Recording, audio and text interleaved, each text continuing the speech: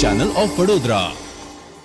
ડભોઈ તાલુકાના કાયાવરોહણ ખાતે આંતરરાષ્ટ્રીય મહારક્તદાન કેમ્પનું આયોજન કરવામાં આવ્યું હતું.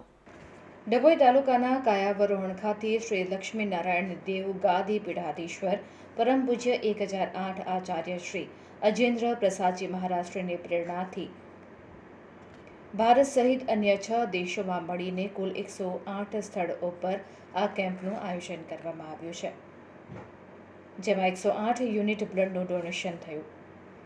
આજુબાજુ ગામના હરિભક્તો, નાગરિકો અને ગામના નાગરિકો તથા હરિભક્તોએ રક્તદાન કર્યું હતું.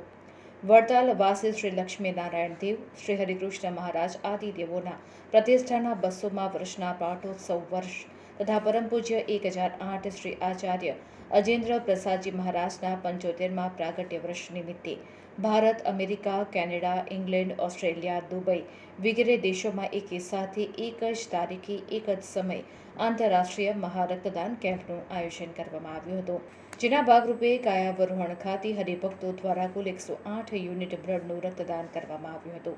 આ પ્રસંગે સરપંચ હિતેશભાઈ પટેલ, ઉપસરપંચ નીરવભાઈ પટેલ તેમજ મોટી સંખ્યામાં હરિભક્તોએ રક્તદાન કર્યું હતું.